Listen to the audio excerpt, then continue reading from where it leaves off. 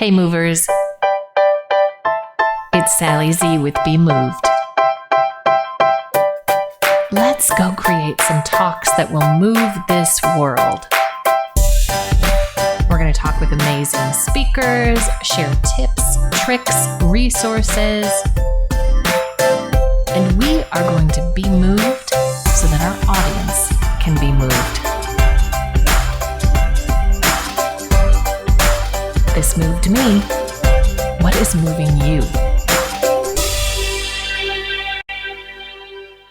Hey movers, welcome back to another episode. This is a bonus episode, and I'm sharing with you the audio from my Movers Live event that was last week. If you have not yet followed me along over on Crowdcast, I'd love to have you do that. That's where all some really fun live video stuff is happening. Crowdcast.io/Sally Z.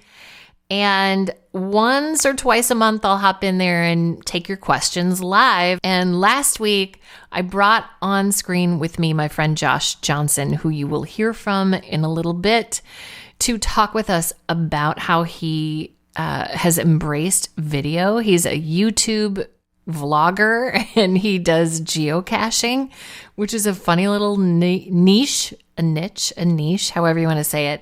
And Josh is super fun and has some really great insights for us, little tips on how to really make the most of your video experiences and really how to get over your own self-consciousness so that you can bring yourself fully to the moment, which we've got to get out of our own way. If we are going to live in this world, at least for now, video is not going away. So this is a valuable skill for us to be stepping into and practice for right now. And there is a lot that we can do to make the most of this time that we have with video. So I'm really excited to share with you. This is a new thing that I'm doing. I'll be doing the Movers Live and then share the audio with you here on the podcast.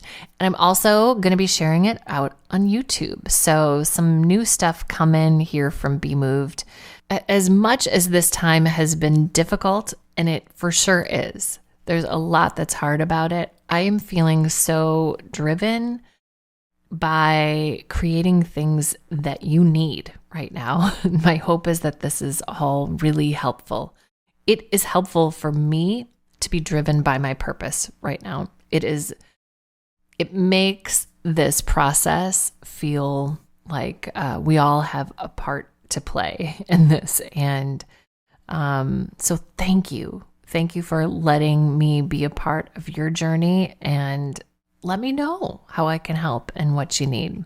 And my hope is that today, this conversation with Josh is going to help you. I also take a few questions. You'll hear this up front. I take a few questions from folks about their struggles with video and how we can step into that more. So a little bonus episode for you from Movers Live and Josh Johnson.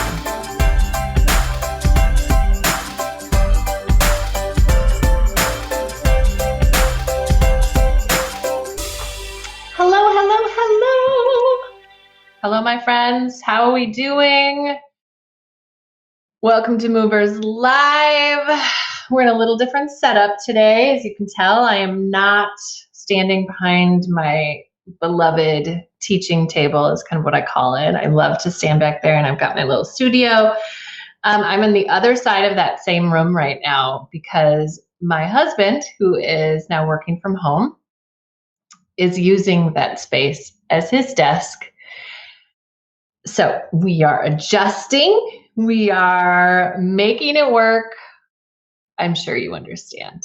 We are all in make it work mode, aren't we? That is what is happening. We are making it work.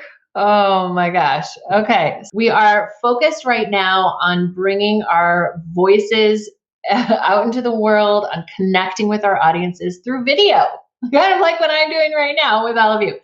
And truth be told, anybody who is out speaking right now is doing this. Okay. So I know this is a huge need. Last week, if you missed it, I did a webinar about some really important basic things that we can be doing to communicate more confidently via video, to connect with our audiences via video, to still have it feel authentic and true for us, to not feel too overwhelmed by some of the things that can make video communication a little more complicated. So if you haven't seen that yet, just head to my Crowdcast page, which is crowdcast.io/Sally Z. And you can see it on there and you can watch it on replay, or you can join me next week when I'm doing, it's like pressing go on that same webinar, but giving another chance for people to come and pay attention, participate was really the word I was thinking of, live, if they would rather do it live. Because sometimes being live like this is super fun, because you can throw out questions and interact, and I can respond to you in the moment. So if you're new to Crowdcast, take a look at all the options on the bottom of your screen. You can ask a question. Sometimes I put up a poll in there. And you can also, of course, jump in the chat, which I hope is what you do. So here we are on Movers Live, and I want to start with a This Moved Me moment. That is how I always start my shows, and actually on the podcast, it's how I end my shows. But it's when I'm doing it live like this, I want to start it because I really want us to stay as leaders, as entrepreneurs, as change makers. We have got to stay grounded in what moves us, because ultimately, the idea that we're talking about is about the human condition. It is about the way we experience life. And so for us as leaders, we have to stay really connected to ourselves as human beings and what moves us. So I'm going to share with you something that has brought me delight again and again and again over the last 2 weeks. And that is, somebody started a Facebook page called, I want to get the name right, Virtual Social Events / Flatten the Curve. And what it is it's like this crowdsource of amazing virtual events that are happening all throughout the world. And some cool things are in there, like was like take a video tour of this famous museum and its concerts and its authors doing their reading story hour every day. And it's all the things that you've probably seen, but it's in one place. So they're collecting it, and you have got to go check out this Facebook page. It's free, and it's super, super fun stuff in there. I'm like overwhelmed by all of the things that we could be doing right now. There's a lot. Okay. So if you are here, whether you're live or you're watching this on replay, I want you to hop into the chat. And I want you to let us know what has moved you recently. What is something that has moved you? Okay, so share it in the chat so that we can continue to be moved ourselves, and then we can move our audiences.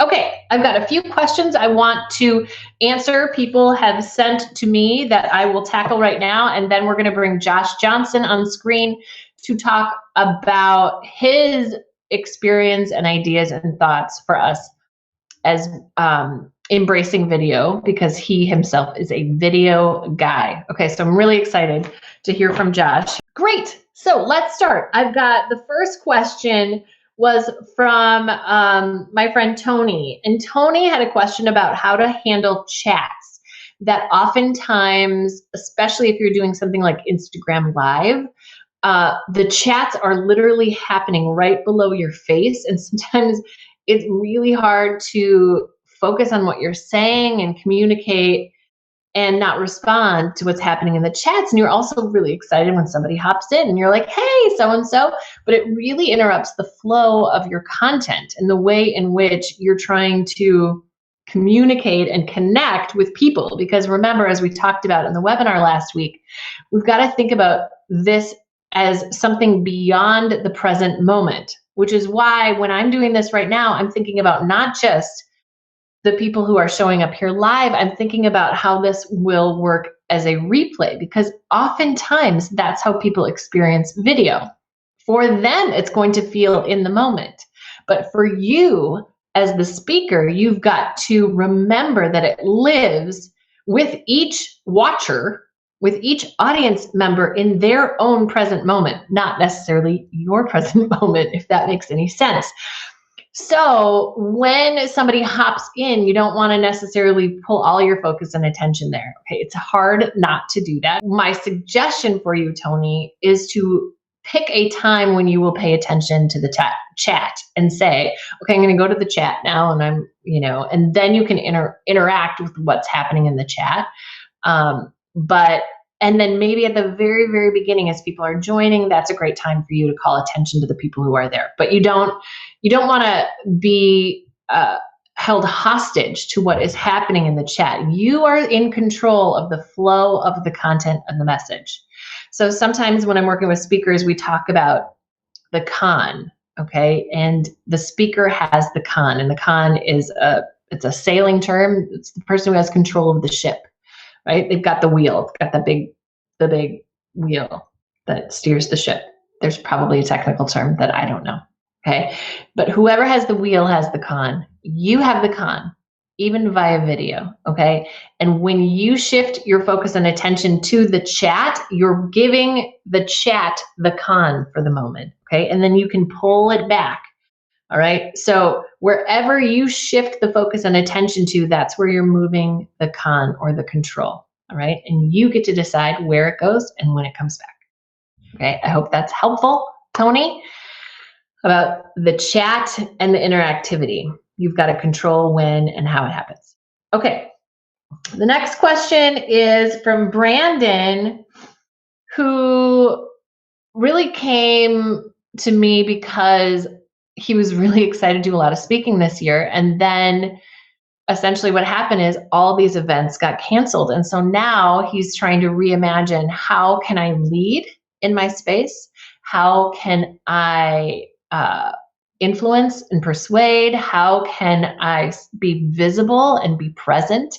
And of course, video is the way in which we're going to be doing that, at least for the next few months. Okay, so I wanted to give you some thoughts about how to use your voice via video, Brandon, because it doesn't have to necessarily be in like a keynote or a conference or an event type space. What I would suggest is you take your keynote content or the talk content that you were really excited to share, and instead of it being a 20-minute thing, you're going to chunk it out into much smaller content pieces, okay? Because my guess is within that talk, you've got 3 or 4 chunks of content that you can use, maybe more, maybe less, depending on what you were building there, okay? But you want to essentially build your content around one single idea that you want to be known for.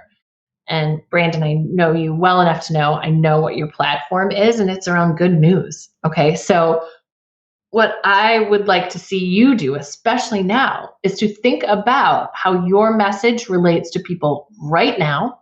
Okay, not this like far off keynote talk that you were hoping to give at some point this year, but like, what is the message people want to hear right now? And do some writing and development around that. My guess is you'll pull some of what you've got from your keynote into it, and it will be related, because of course it's related to your overall topic. But why is it so important right now?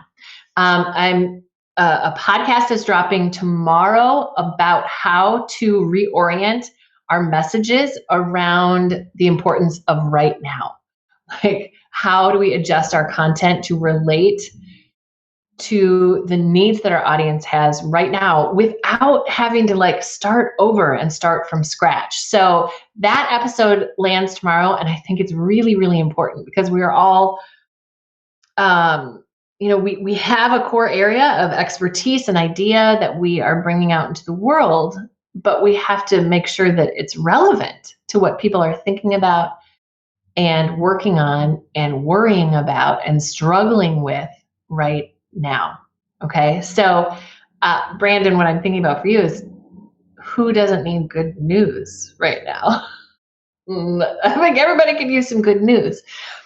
And so I think what we have to do as content creators is figure out what the urgent need is for your people, and then how you specifically can attend to that need. How you specifically, not just anybody. I mean, I think it's tempting right now to put out a post about working from home tips. It's very tempting. But if that is not related to your particular expertise, then I think it ultimately can eat away at your credibility. Okay. So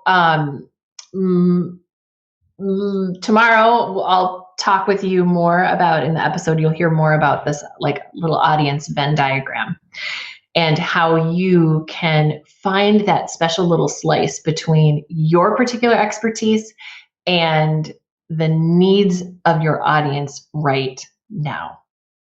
And our job is to really tune in to what they are. And that little magic space in between is where the power comes from. Josh, I see you. And I'm going to pull you up in just a minute. I've got one more question to answer for Jen. And then I'll pull you on screen, which is going to be super fun. I'm really excited about it. Okay, so Jen asked me about what happens to body language. How can we still bring the effectiveness and the power of communicating with our bodies when so often videos tend to be like, right, like this one, head up. Well, if you're watching me, you can tell this is still a full body experience.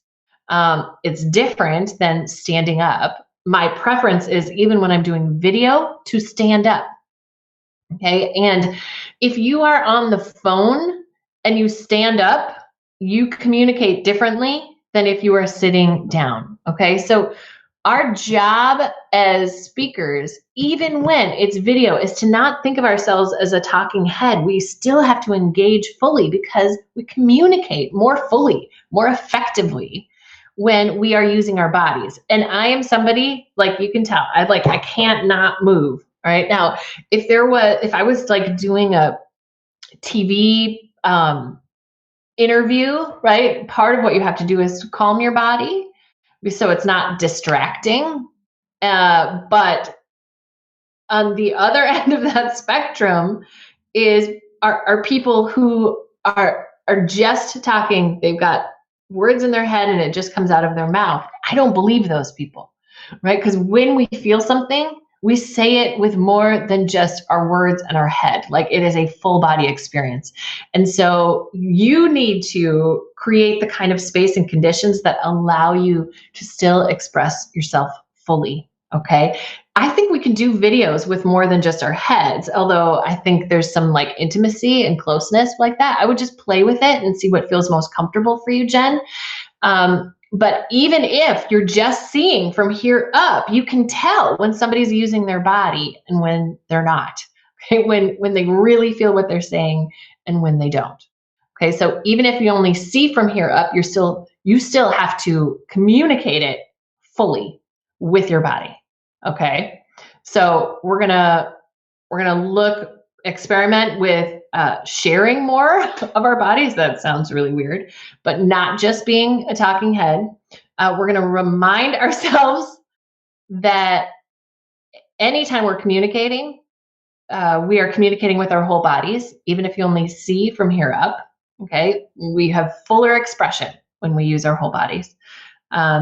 And I think those were my 2 points. It turns out there isn't a third. It's just those. Okay, Jen, I hope that was helpful. Those are some awesome questions. Keep them coming. You can send them to me on my Instagram, Be Moved Speaking, or you can reach out, respond to an email, or you can throw it in the chat here or put it in the question thing. And if I don't get to it now, I will save it and get to it on my next Q&A, which will be in a few weeks. Okay, now we've got Josh here. I want to bring Josh on screen. Hello. Yay! Hi, Josh. Hi. I wasn't sure if this was going to be like a recording for a podcast or anything, so I'm not wearing very professional thing, but I am wearing my icy sweatshirt. I think it's perfect. I love it. In my home office where everybody else is right now. My gosh. I know. I was just on a meeting with another client a little bit ago, and in the middle of it, of course, her toddler, she's like, "I'm sorry, I got to go. My Elizabeth. She's like, Elizabeth just locked herself in the bathroom. It's like, oh no. It has been fascinating to watch people in their homes trying to balance all of life, and it's actually warmed my heart to see how understanding and accommodating and caring, particularly my coworkers, have been, just to try to like do everything in this sort of new reality for however long it goes. Oh gosh, I know. Yeah. Especially your coworkers. And I know your coworkers because I used to be a coworker. Yes. You know my context very well. I do. And so Josh, I want to kind of get right to this because we can do a full-on podcast conversation another time, which I would really love.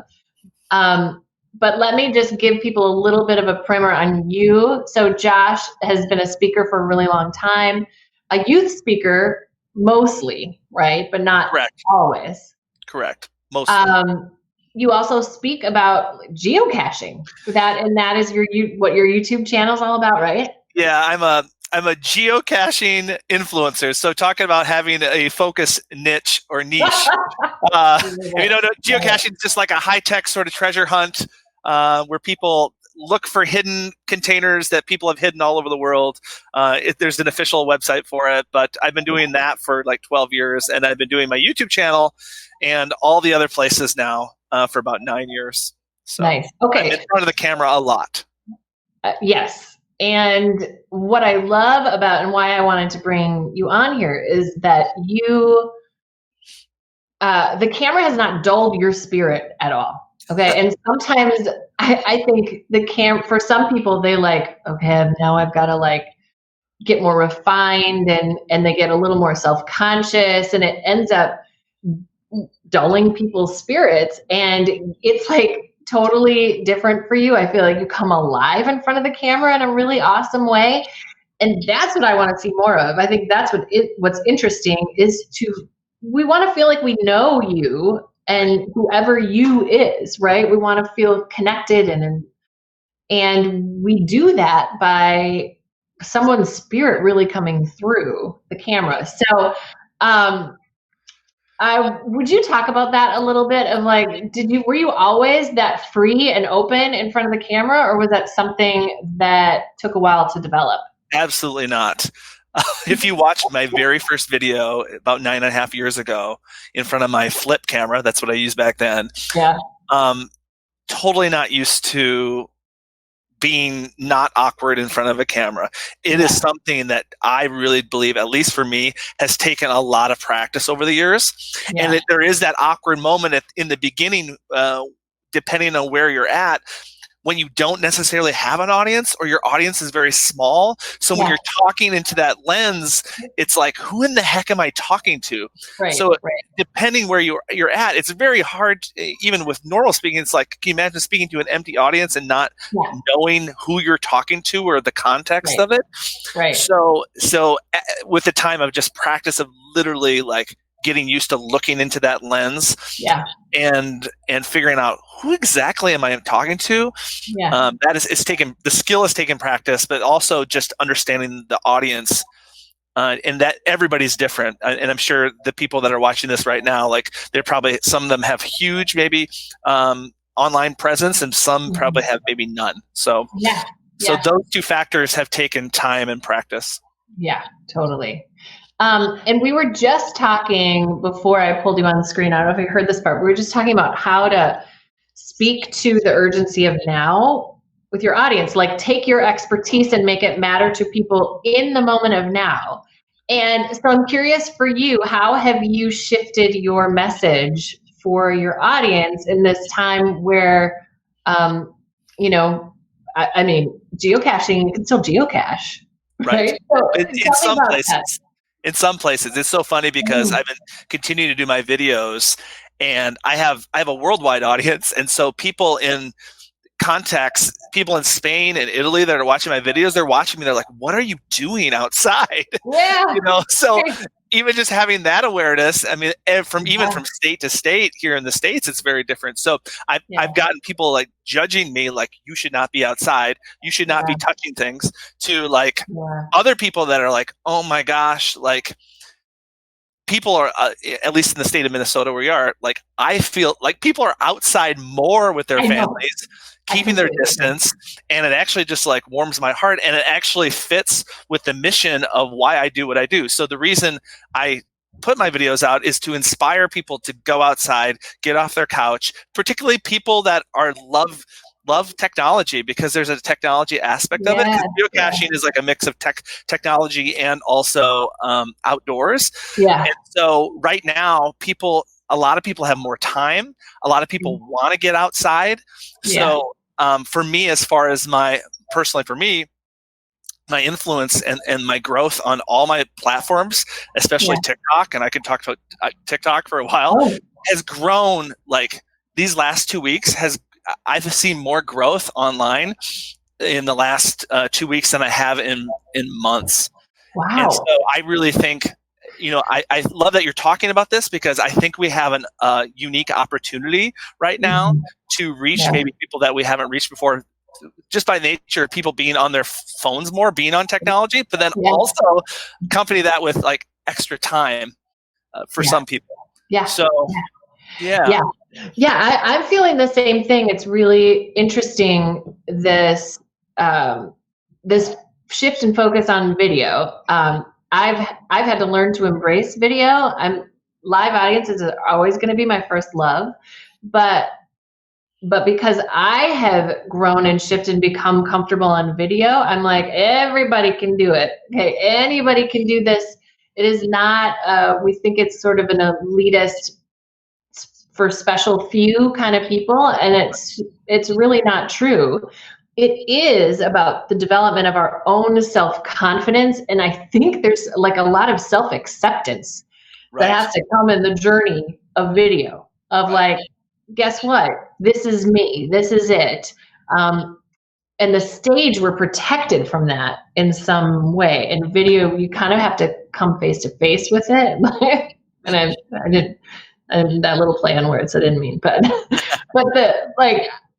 there's a really interesting personal development process that I think happens in this too. Does that resonate with you too? Oh yes, totally. And my medium mostly early on was edited video. So there's a safety in that too, of like, I can just talk, and then I can just cut out all this. I can cut out all my insecurities. I can cut out every time I say, so there's some safety in that. So even for me, the process of going from edited to live is very, very vulnerable, because I can curate whatever I want to give people through the edited version. But like right now, as we're speaking right now, what you see is what you got. And then there's this insecurity of like, who I present in the edited version, I want to be consistent with that. That's who I really am. But it's different. So like, so yes. This is a really fascinating conversation. And I love this idea of live. I love that we're here live together, and that we're kind of accepting the ride that we have been given right now, right? The fully present moment, the technology, the foibles that happen, the struggles, the like, something happens in your background or mine, or, I love the excitement of that. I think it's really interesting and engaging for people, but it takes courage and bravery on the part of those of us who are like, okay, I'm going to step out front. And so one of the things that I'm feeling most excited about is all of the same things that I'm telling my speakers and have been telling them for years around authenticity and connection and courage. It's like amplified and needed even more on video, because especially when we're showing up in these moments, like people have other options right now. They could be watching us and they're doing 3 other things, right, guys? Right? That's what I do too, because we're busy and we're trying to do all that. So having this sort of compelling clear but authentic content is the thing that's going to pull people into you. And that it's like acute in a way that it isn't on stage. So I'm feeling really driven and excited about this. And I think that for a lot of us, what we have to think about is where our passion and where the world's needs right now meet. Yes. And that place we've got to just go full on into to serve the people that we are here to love up and serve. And that space can be really exciting because it's so needed right now. Yes. Totally. Oh gosh, I just talked a whole bunch. I'm really sorry. I just got really excited there for a second. I love it. I got really excited there. And, and we're also, as far as live goes, we're at a unique place, especially these last 2 weeks, because everybody's at home. So the bar for tech and net lighting and like the playing field has been, evened out where people that are used to being in maybe a studio or somewhere else or having their fancy equipment available, like that's all, we're all on the even playing ground. And so the authenticity, I mean, we have a full studio right here in front of us. And really that's enough. If any of your viewers or listeners are thinking, oh gosh, I need to have the right lighting, the right camera, the right sound, like it doesn't matter. I don't think right now. What matters is like your heart, like you said, what can I bring to the situation, the world right now in my niche or niche that can inspire and move people. Totally. So I'm really glad that you said that. We have just like a few minutes left, but I wanted to point out and underline that the technology does not have to be complicated. Can you say a little bit about that? If there are a few tips around the technology besides just press go? Yeah, I think lighting is important. Yeah. This is just very practical. And I don't own any lights at all. Yeah. So if you don't have a special lighting, like with circle lights or whatever they are right now, and just get in front of the natural light, get in front of the window. Lighting is so key. But other than that, and maybe invest in a little $10 little tripod for your phone, just to keep it steady. But again, I don't think people need to be hung up on the tech part. Just make sure you're seen and make sure you're heard, just like you would be on a stage.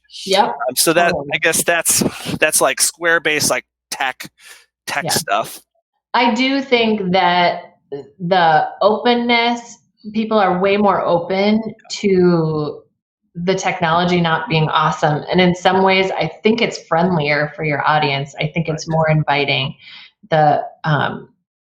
It can feel a little off-putting for some people, and it truly depends on your audience. If something is overly produced, it can feel a little not of the moment and not real in some ways. So something to think about there. Love that. Yes. Okay, Josh.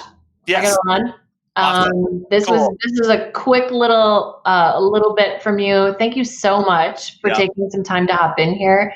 I know life is crazy. You've got kids at home, a busy job that you guys are. I know my heart is just going out to everybody at Youth Frontiers right now, because you're not able to hang with kids. Right.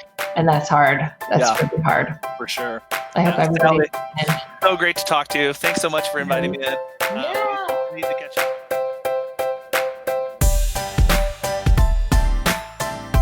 Hey movers, thanks so much for joining along with me today. I hope that there was some helpful stuff for you as we are embracing this virtual world at the moment. Know that these skills are going to be so powerful and useful for us. Whatever happens next, we will get back to our live audiences. And gosh, I can't wait for that. I think it's gonna be like the most beautiful reunion. We can all be together again. But know that video's not going away, and you are up-leveling some really important skills for wherever your business is at right now, wherever wherever your idea is at, where you are at as a leader. This is really powerful stuff. So thank you to Josh for joining me on the show.